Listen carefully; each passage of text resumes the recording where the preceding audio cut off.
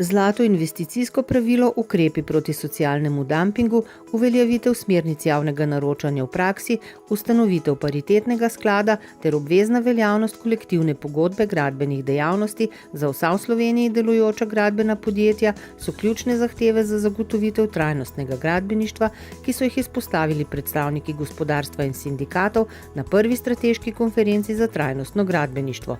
Konferenco, ki je pod pokroviteljstvom Ministrstva za gospodarski razvoj in tehnologijo Republike Slovenije potekala 21. marca 2017 na Gospodarski zbornici Slovenije, je organizirala GZS, Zbornica gradbeništva in industrije gradbenega materiala. Prva strateška konferenca za trajnostno gradbeništvo je bila omejena na 3 osnovne teme. Prva je vezana na stabilizacijo trga naročil v gradbeništvu, druga na uveljavitev smernic za javno naročanje gradenj, medtem ko tretji del pa predstavljajo socialne vsebine. Vse 3 stvari so pa izjemno povezane seveda tudi z stabilnostjo trga gradbeništva, ker ene brez drugega ne more delovati. Namen konference je ta, da se sistemski okvir za poslovanje gradbeništva v Sloveniji izboljša, da se nam ne bi ponovile stvari, ki smo jih videli v preteklosti. Namreč pred nami je nov investicijski cikel, računamo na zagon gradbeništva, ne bi pa želeli, da se zadeve tako končajo, kot so se v prejšnjem ciklu, ko so ob krizi začela množično propadati podjetja. Gospod minister, kakšna so vaša pričakovanja za boljšo ureditev razmer za poslovanje gradbene dejavnosti?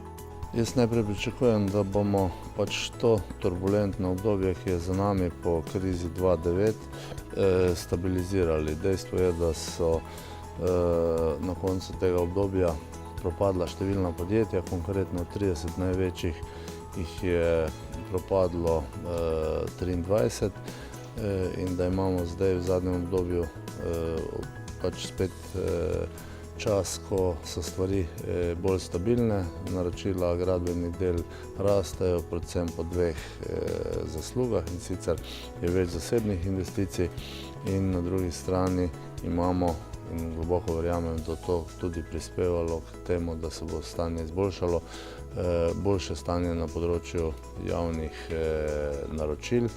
In na nas je, da naredimo poslovno okolje, ki bo imelo ta zakonski okvir, ki se zdaj spreminja, nad njim pa potem na nek način vsaj približno podobno stabilno sliko obsega gradbenih del, kot je to pri naših sosedih v Avstriji. Seveda še enkrat je osnova za to na tem javnem delu, da mora država narediti tisto, kar sama počne, dela v stabilnem okolju, sama gospodarska rast na drugih področjih in pa razvoj pa omogoča, da bo tudi naprej vedno več zasebnih investicij. Tako da, tako kot sem rekel, ne gre samo za to, da bo država s svojimi javnimi investicijami omogočala gradbeništvo, da se bo razvijalo, ampak gre tudi za to, da vsi zasebni investitorji, ki ocenjujejo našo gospodarsko rast kot spodbudno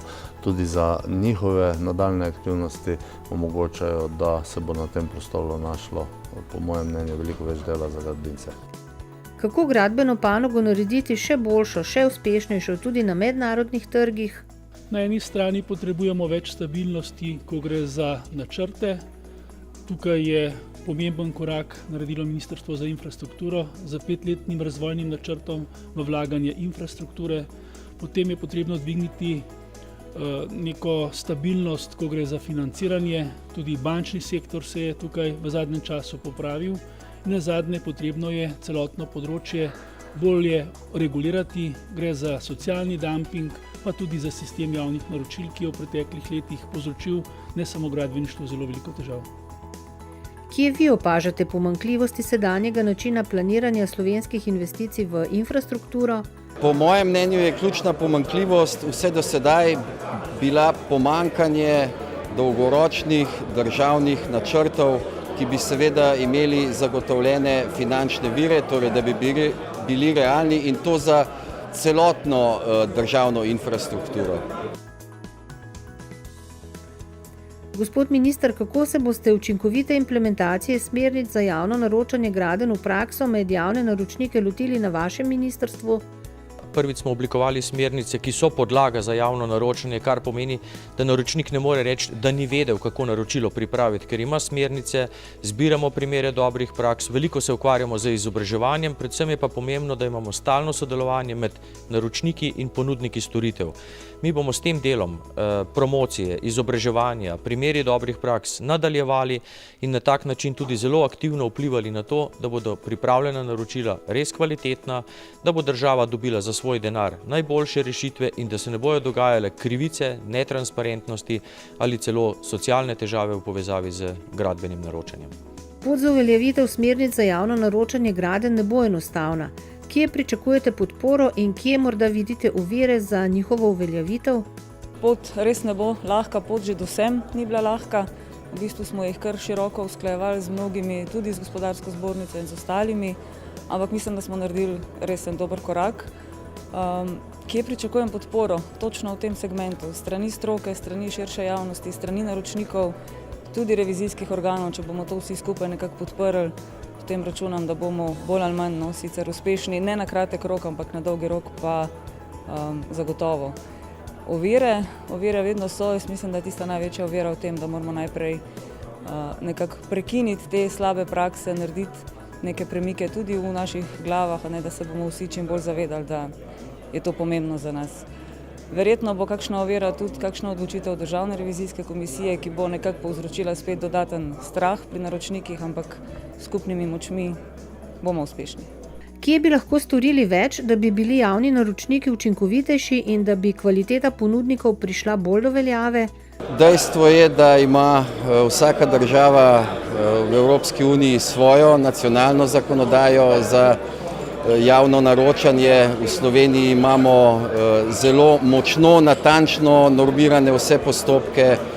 Mislim pa, da se je na današnji konferenci zelo jasno predstavilo cilje in pot do teh ciljev in mislim, da smo na pravi poti. Torej, smernice za javno naročanje, večja angažiranost resornega ministrstva, Ministrstva za javno upravo. V vsakem primeru pa seveda ni dovolj samo ustrezna zakonodaja. Tudi na strani ponudnikov, to je v tem konkretnem primeru gradbenih podjetij, se morajo zavedati, da naprimer dampinške ponudbe, oni dajo dampinške ponudbe. In na osnovi izkušenj iz preteklosti bi se moglo tudi gospodarstvo oziroma gradbena podjetja zavedati in narediti nek premik v glavi, da je to škodljivo tudi za njih. Na socialnem področju smo se omejili na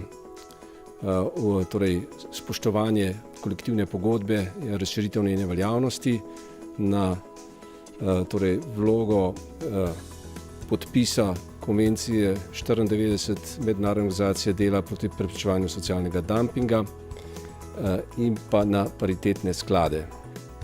Kako lahko podjetje, ki vlaga v lastne kadre, opremo in tehnologijo, v javnem naročanju konkurira podjetjem, ki tega nimajo? Dejansko je gradbeni trg v tem trenutku zelo razpršen in dejansko tudi ni nekih temeljev, ki bi omogočali, enakopravno tekmovanje vsem. Mi, ki smo podpisniki kolektivne pogodbe, mi, ki smo tisti, ki vlagamo v razvoj inženirjev, ljudi, delavcev, smo v podrejenem položaju od tistih, ki lahko v bistvu malo lažje ponujajo in tudi potem iščejo najboljše ponudnike v vsakem trenutku. Mi smo zavezani k neki dolgotrajni vzdržnosti in to nam v bistvu jemlje nek del konkurenčnosti, ampak verjamem, da je to na dolgi rok edini model, ker edino ljudje, se pravi izobraženi delavci, inženirji so tisto, kar nam bo dolgoročno omogočilo izvajati zahtevnejše projekte, ki pa po zagotovilih države pridejo na vrsto. Katere prednosti bi zaposlenim v gradbeništvu prinesla uvedba paritetnega sklada? Prinesel bi sigurno to, da bodo, ljudje, ki so delavci v naših podjetjih, imeli zagarantirane nek nivo plač.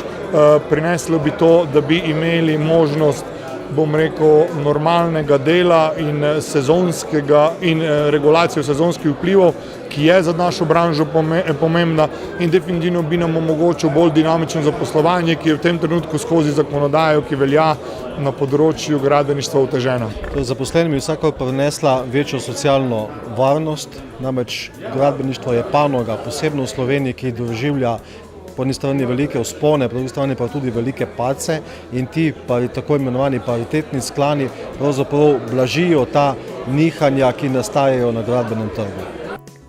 Kaj bi po vašem mnenju obvezna uporaba kolektivne pogodbe gradbenih dejavnosti prinesla zaposlenim in kaj bi prinesla delodajalcem? Naš predlog razširjene veljavnosti kolektivne pogodbe, gre za spremembo zakona o kolektivnih pogodbah, bi v bistvu v dobršni meri odpravil socialni dumping v naši državi.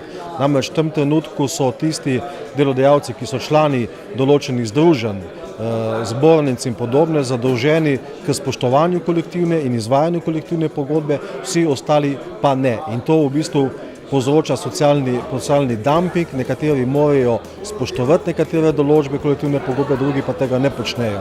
In to postavlja, bom rekel, tudi delodajalce, posebno pa zaposlene v neenakopraven položaj. Kaj pa bi prinesel podpis konvencije 94? Eden od ciljev, ki bi jih zasledovali z ratifikacijo te konvencije, je ravno v tem, da bi povečali odgovornost v bistvu naročnikov za to, da se v pogodbe, ki jih sklepajo, vključijo delovnopravne določbe, ki zagotavljajo ustrezen standard glede pravic zaposlenih. Nanaša se tudi na podizvajalce v teh postopkih, tako da bi dejansko lahko preprečili socialni dumping, ki smo ga zdaj ravno na področju gradbeništva zelo pogosto priča. Omogočil bi tudi zagotovo lažje izločanje neobičajno nizkih ponudb, pa tudi izbiro izključno na podlagi kriterija najnižje cene, kar je še vedno prepogosta praksa. Gradbeništvo kot moderna, trajnostno usmerjena in mednarodno konkurenčna gospodarska dejavnost bo zagotovo pritegnila tudi mlade. Kako pa se mladi danes vidijo v gradbenih poklicih? Mladi mislim, da poskušajo se trezno odločiti za poklic, ki ga bojo opravljali v življenju. Morda opažamo, da področja gradbeništva bodoči študenti, torej dijaki, ne poznajo najbolje. Seveda pričakujejo zaposlitev, pričakujejo zanimivo delo, verjetno zaposlitev hitro po diplomi in današnja strateška konferenca mislim, da je pozitivna, zato ker bo stabilizirala to področje kot panogo, kot dejavnost in bodo po mojem mladi to začutili in bojo v tej panogi našli večji izziv kot morda še včeraj. Ta strateška konferenca je za mene prvi korak v tej smeri, zato smo tudi z veseljem postali ali pa smo pokrovitelj te konference. Veseli me, ker je v zadnjem času na vladi prevladalo prepričanje, da je gradbeništvo perspektivna panoga v Sloveniji in zato se z njim ukvarja kar nekaj ministrstev. Veseli me, ker je tudi danes tukaj Ministrstvo za javno upravo, Ministrstvo za gospodarstvo, Ministrstvo za infrastrukturo, tudi Ministrstvo za delo je tukaj prisotno, tako da bi lahko ocenil, da je to sodelovanje kvalitetno in predvsem, da vzbuja optimizem, da bomo gospodarski val na tem področju lahko koristno izkoristili. Na Ministrstvu za gospodarski razvoj in tehnologijo zelo pozdravljamo takšne konference. Menimo, da je to prava pot, da za gradbeništvo kot izjemno pomembno panogo z izjemnimi multiplikativnimi vplivi naredimo bolj stabilno panogo. Zelo sem vesel, da je na konferenci v bistvu so zaključke podprli tako predstavniki delodajalcev kot tudi sindikatov. To je zelo močno sporočilo. In naloga našega ministrstva, kot je tudi obljubil minister Počivalšek, je pa ta, da bomo glavni koordinator, da se ti 4-5 zaključkov, ki so danes bili sprejeti, da se začne na njih delati in da tudi naredimo neke premike oziroma rezultate na tem področju.